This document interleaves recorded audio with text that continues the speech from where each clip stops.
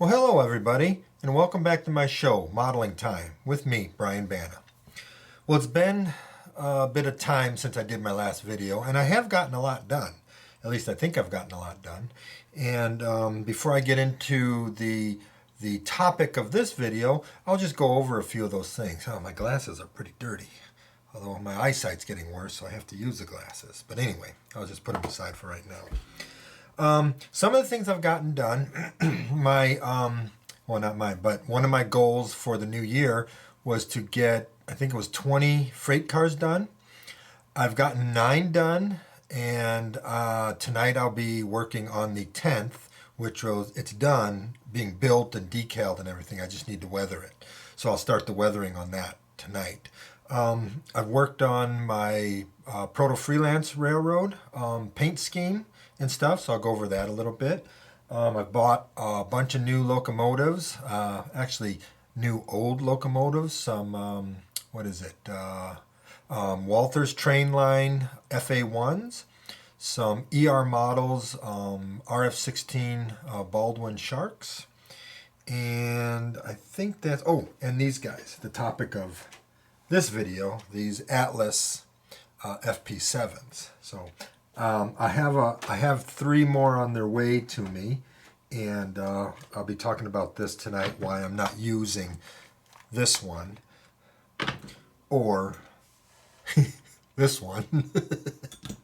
One of them became a sacrificial lamb because when I bought it and it came to me, there was a broken pilot on it. So I said, things like that happen.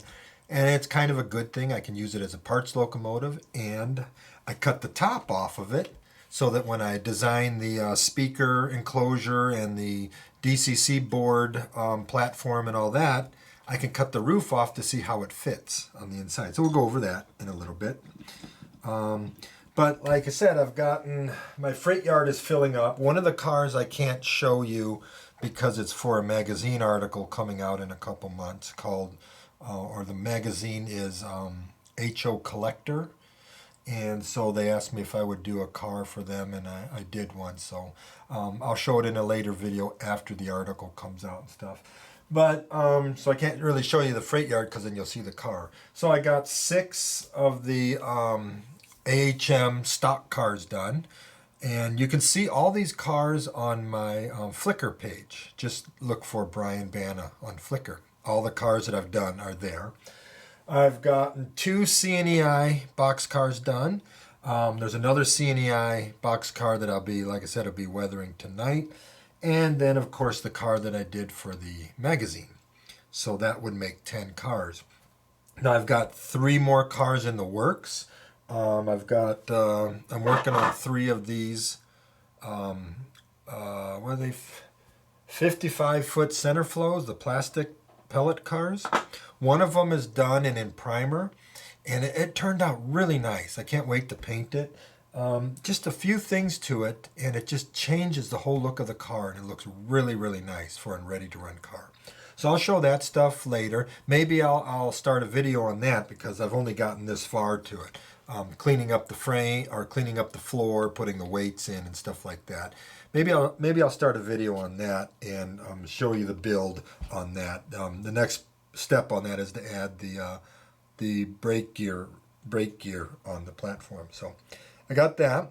I said I was working on my proto freelance road. I had 2 scenarios for it. One was in 1968 when the Penn Central was merged. It became part of the Penn Central because my railroad was previously controlled by the New York Central from the early 1900s up into the Penn Central merger. My other scenario is after the Penn Central merger, my railroad was exempt from the merger and it became its own entity and flew its own flag. So I think I'm going to go with that one because I did this test for the Penn Central version where it has the railroad's logo here.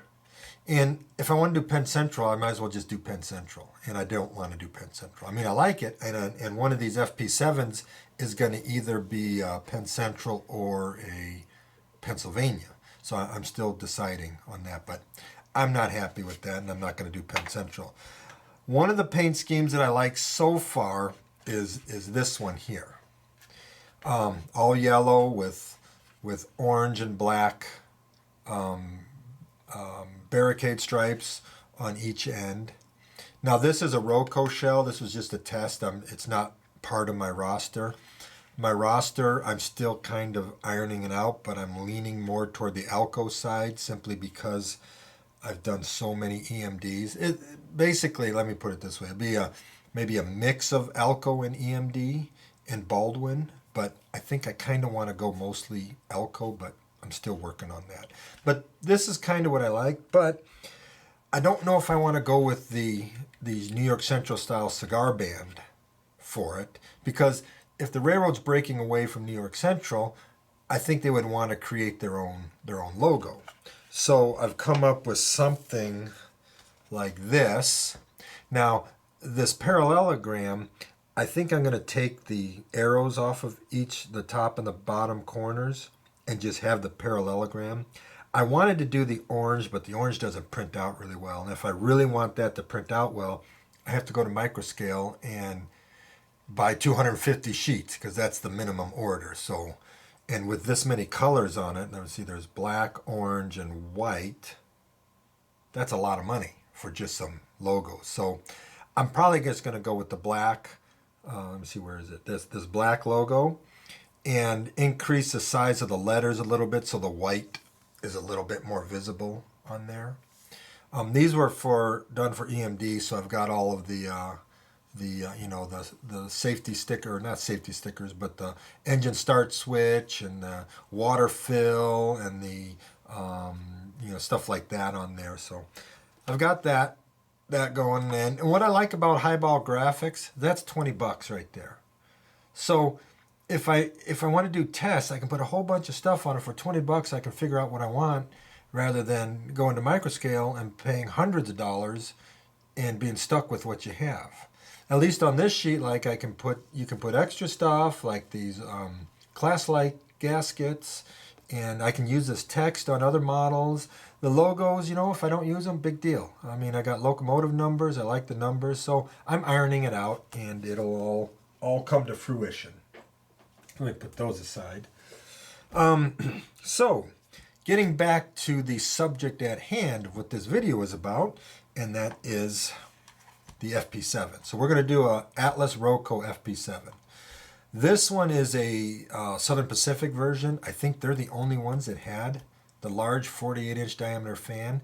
And I didn't know anything about that when I bought these.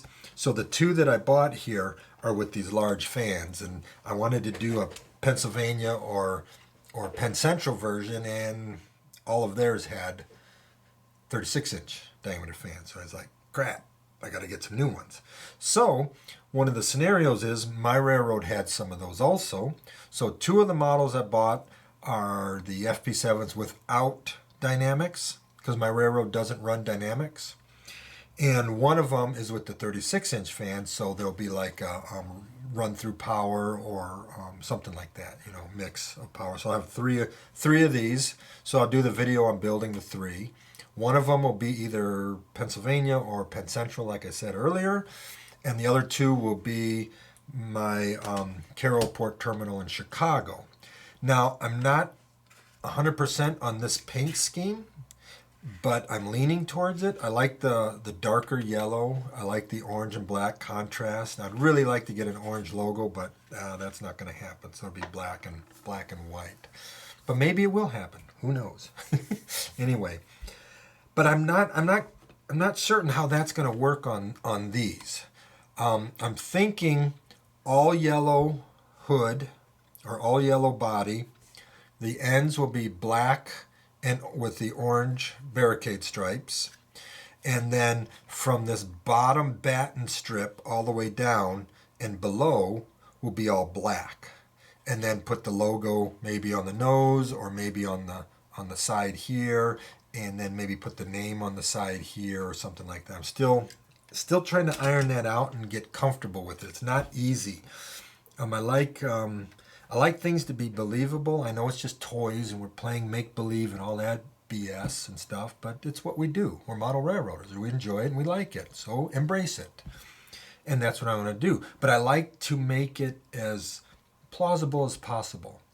Now, even though I said when I started this new adventure with the way that I do model trains, Fubies are okay. I don't mind those as long as I like them. They're okay. And I found myself lately trying to justify some of the stuff I have, but then I have to step back and go, remember what you said when you started this? If you like it, it's fine. And that's the way it's going to be. So, but with my locomotives and with the railroad in general, I'd still kind of like to make it a bit more plausible and realistic looking. I don't want Bumble Creek and Northern with a bunch of old timer cars behind SD70 Aces. I'm not going that route. But I talk to friends and I talk to people, or I talk to my friends who work for railroads to find out how they operate. Get the general feel of their attitudes towards their equipment. To us, these are like Cadillacs, and we want to make them all pretty and all that. But to railroads, they're just a mechanism to get commodity from one end of the line to the other end of the line. They're not their pride and joy. They're not their, at least the short lines and stuff like that. They're a tool, and they get dirty. They don't clean them. They don't spend a lot of money on them. They only spend enough on them to keep them going. So I don't want to get all fancy with my models and stuff like that. I want them to be, the railroad's cheap, and it's running on a shoestring budget. And so there's not a whole bunch of bells and whistles and doodads all over it because it looks cool. They're there because they had to be there, or they're not there because it was too expensive to put them on there, and stuff like that. So that's my the way that I work with doing my proto freelance stuff. Now, what I'd really like to do is I really like my paint scheme that I used on my Copper State Railway, that like pastelish blue with black frame and all that stuff. That worked really well, and weathering it was a joy. It weathered real nicely. But I think this yellow will weather up really well. The paint that I used on here is Mission Models paint, and it went on super, super smooth. So I'm doing another paint test, but because I want to do a little bit of chipping with my models and stuff, so I'm putting on a chipping color underneath, which is like a dark rusty brown color, and I want to see how this yellow paints over that and the coverage, how it covers it and stuff like that. Thankfully, I found a hobby store in Cary, North Carolina, called Hangar 18, and they carry the whole line of Mission Model paints, so I don't have to sit there and order it online all the time and wait for it to come in. I can drive over to Cary and pick up a bottle if I need it or not.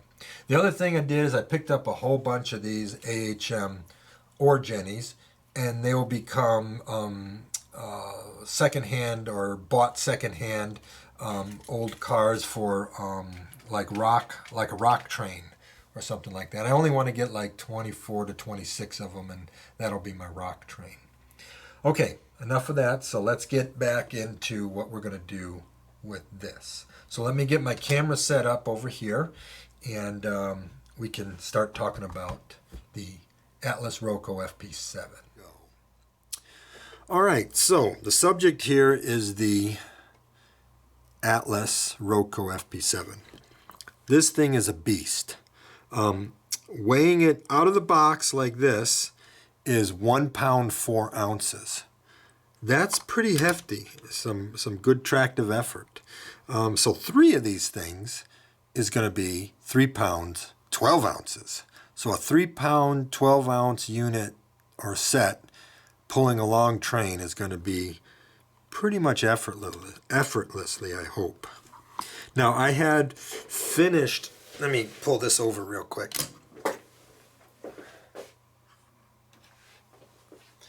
I had finished this model. This is an Atlas ROCO GP40. So I finished this model, and it weighs in at right at 1 pound. So I brought that over to my friend's house, and he's got half of his cars are weighted NMRA plus 25%, and he's finding that to be way too much. So he's dropped it down to NMRA plus 10%, which is what I'm doing now, because I was doing NMRA plus 25% also, and it was just getting, trains were just getting too heavy. So I dropped it down to NMRA plus 10%, and I like that. I think it works out really, really well. But that Santa Fe locomotive could not, it could pull on a straightaway, but it could not pull it on a curve. And I would say there was probably 40 cars in it, maybe 50 cars in it. So it could pull it on a straightaway, but as soon as it hit a curve, the resistance just was too much. But I think 3 pounds, 12 ounces, I think these will pull. So that's the challenge. So what are we going to do with these? Well, this one, nothing. But the frame and drive and everything, I'll probably use on one of the models coming in. Because if they're the early ones that don't have the dished wheels and stuff, they have the flat-faced wheels, then I'll use this one on that. And of course, this one's going to be used on one of those coming in also. And I'll go over this one in just a second. So what are we going to do to this? As far as detailing on the exterior, let's talk about the PRR or Penn Central one first. So I'll use prototype photographs, and I'll detail it up like the photographs. You know, we got the grab irons coming up the nose here. We've got lifting lugs on the front. Of course, I'll be doing all of the grab irons on the doors and stuff like that. I'll be doing lift rings on the top. Different horn with Sinclair antenna. Things like that. I'll be putting DCC and sound in them. On the back ends, I'll be putting the Details West door detail pieces on here. There'll be a backup light up in the top here. I will be keeping the coupler pockets the way they are. It's not worth changing them out. That's just too much work, and I don't really care about that. Because on these shells are really, really solid. So, and these couplers are pulling off the shell, but you ain't gonna flex that with a train. I guarantee you're not. And there's no way to really build up anything on the inside. The truck is way too close, so that's gonna stay. So when I do the Details West detail or door detail, I'll cut the bottom off and just butt it up against this platform here and just build it up here. I'll have to fill in this recess in here, so take care of that. On the front, the 36-inch fan, dynamic brake fan unit, does not have a nose light, which is good because the Pennsylvania and the Penn Central ones don't have a nose light. I will drill out the class lights and put glass in there. I won't light them. I don't care about that. It's no big deal to me. Other than that, it's just a cleanup job and paint. Now the Pennsylvania and Penn Central units they're de-skirted, but I'm not going to de-skirt these. If I de-skirt these, it opens up a whole new can of worms with cutting the frame and all that stuff. And it's like, screw it. I am not going to do that. I'm not going to be that picky about it. It'll look just fine. So I don't care about that. Trucks will get just the speed recorder and some brake lines on the air cylinders. So that takes care of the PRR Penn Central ones. On the Carrollport Terminal or Chicago ones, they'll be non-dynamic brake, and they will not have the steam generator units. My railroad bought them, and instead of the steam generator, they had them ballasted for heavier weight, for pulling coal trains and things like that. Southern Illinois coal trains. And they might have a cooling coil up along the roof, things like that, some of those types of things. But other than that, very basic modeling. So the first step is to take these things apart, which is actually pretty easy. You got to, of course, pull the coupler pins out. Let me try and see if we can do that a little bit here. So just got to grab that coupler pin and pull it out, and then pull the couplers out. Grab that coupler pin, pull it out, and pull the coupler out. Then you just have to spread the shell at the skirts, and it comes off. So that's what you have on the inside. And the windows come out real easy. I'll just do that later. Then to get all this apart, you gotta nip these wires here. Take or desolder them, whichever you want to do. Then you have to take this screw out here. I'm not going to take this apart right now. You take this screw out, and right up front here, there's a clip that clips into the frame. You just squeeze that, and that'll lift that up and stuff. So that's basically it. To get the trucks off, it's actually pretty easy to get the trucks off. I can show you on this model. To get the trucks off, this portion of the retainer clip here, you see these two arms coming over, all you have to do is you take the spring hangers and you bend it down a little bit, and you just pull it off like that. You'll see there's a hole right there, and there's a pin right there. So those just snap on. So you just put it on, and it's like that. You just have to be careful when you're pulling it off. You don't bend it too much. You just gradually and carefully bend it down and pull it off like that. So that's how you do that. The motor, now the motor cavity I've cut, and I'll show you why in a second, because this is going to be DCC. So it comes with these motors. These are actually pretty strong motors. And they're very, very quiet. Oh my gosh, they're quiet. Really nice motors. And to get the motor out, of course, you take that screw off the top, and then there's a hole in the bottom that has a screw in it also, and it just goes through that hole right there. But, excuse me, but since we're going DCC, we have to isolate this frame from the motor, or isolate the motor from the frame.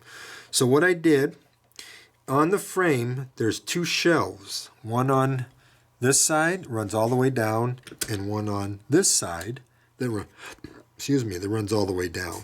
So I've cut that up to the edge of the frame, and then I've cut in, if you see these, see this line here, and that line right there, that's as far front and back as the cavity goes. I've cut it forward and aft another 1/8 of an inch with a 1/4 inch milling bit, and I've cut it down 30 thousandths.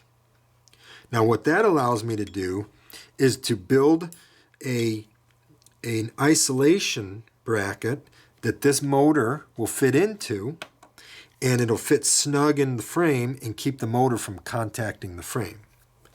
Now I had to cut these forward and back on 1/8 an inch to give me room to make this bracket long enough so that I can encase this motor in it and have little pieces come up between the flywheel and the casing and kind of make this motor snug in there. But that's okay. It worked out really well. I've got that design ready to go to Shapeways, but I have to design a couple other things. So on another thing, you'll see the screw hole here is the screw hole here.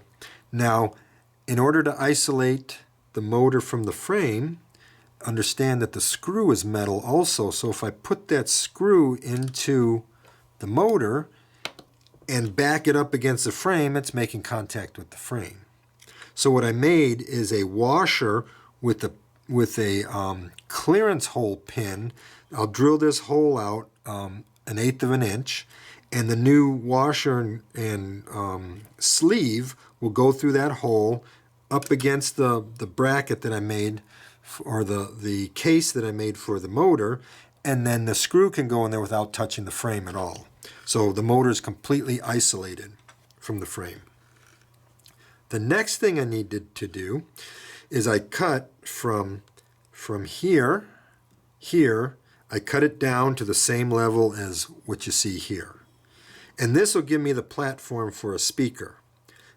So what I did, talking is causing me to have a dry throat here, and I don't have any water, so let me see if I can get through this. Okay, so what I did is I bought from DigiKey a big speaker that fits this whole area.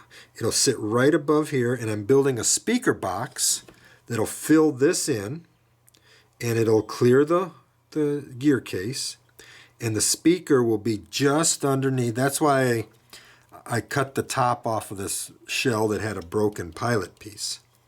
So now I can put the shell on, and I can see my clearances to the frame. So the speaker will be up to just about where the roof starts to curve here. So it'll be up high, and it'll be lots of speaker area. So hopefully I'll get some good sound out of it. I got that from DigiKey. And when we do all this, or when I do all this on video, I'll give you the part numbers and all that I'm working on. The next bracket I need to make, the way that I did this, so instead of building the motor base up 30 thousandths again, I build it up 20 thousandths. And what that does, so if I put a piece of 20 thousandth styrene there, and the front is here, if I were to put a piece of 30 thousandth styrene in there, it would make the top of this slightly above the top of the frame. But if I put a piece of 20 thousandth styrene in there, it makes the motor sit down right at the top of the frame. So now I can build a platform up here to put the DCC board on. So what I'll do is and I have to keep clear of these notches here. Same with the speaker, I have to keep clear of these notches because that's where the glass for the porthole windows comes down into there. So that's fine, it doesn't interfere with anything. So this is going to sit here like that, and it'll clear the glass. And of course I'm going to have I'm going to design a board that this sits on that has little posts that go into these holes for the Loc Sound direct select board. So that'll sit over there, and there's enough room on this side to put the Keep Alive or the power pack. So I'll build a little clip like I have on some other things that I can just clip that power pack into and then solder it up. And so we'll have everything nice here. We'll have everything, speakers here, and the motor will sit down below and the wires will come up and everything. I'll show you all that stuff when I get it in and stuff like that. Now, cutting all this material out. So I said that these things weigh 1 pound 4 ounces. The cool thing is cutting this material out, taking off this much for the speaker enclosure, I only lost 1 ounce. Now putting all of this stuff back in, the speaker enclosure, the speakers, the electronics and all that stuff, will give me that ounce back. So I'll still be back at 1 pound 4 ounces. So that'll take care of that. I'll go over the lights, how I'll do the lights, LEDs for the lights and stuff like that. I would like the gyro light to work, and my friend, one of my friends here locally knows how to do all that stuff. He's done it before. I've never done an F unit before, so this is my first F unit. So I'll do that. I'm not going to light the number boards. I don't think it's worth it lighting that stuff. I'm not going to light the class lights, but I will put lights, where they need to be in the headlight and the tail light. So that's the project I'm getting ready to embark on. All right, so again, that's the project that I'm getting ready to embark on, the 3 FP7s. Like I said, I've never done an F unit before, and I've always wanted to do one. I do like F units. I think they're pretty cool. I have a bunch of the old Stuart Cotto ones. I've got Highliner shells and things like that.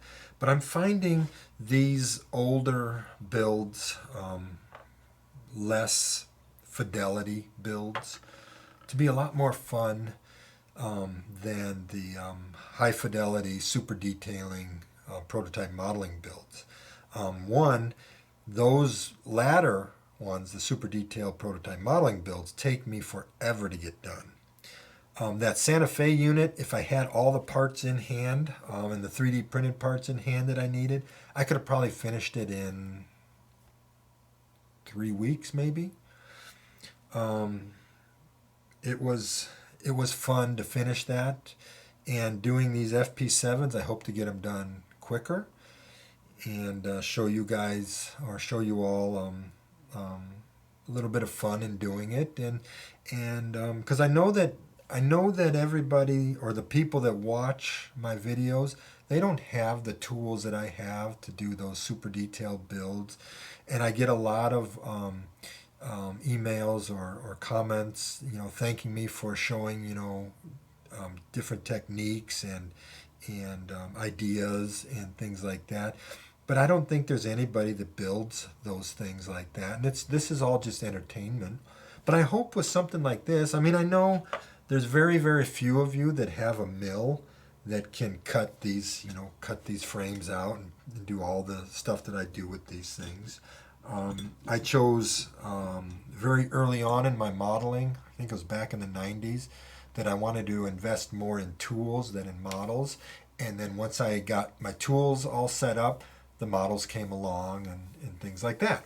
So now I'm really enjoying the proto freelancing. I'm having a hard time settling on a paint scheme, but it's getting there. And doing these kinds of builds, like the old ROCO units, they're not stellar models by any means. Don't even kid yourself that they are. But when they're done, they can be built up into a rather nice looking model to have fun with, run, operate with, and stuff like that. They're not going to be RPM models by any means at all, but they are going to be fun to operate. That Santa Fe unit is loads of fun. It's heavy. It pulls, a decent train, and put another unit with it, and it's not gonna. It is going to pull whatever you want it to pull.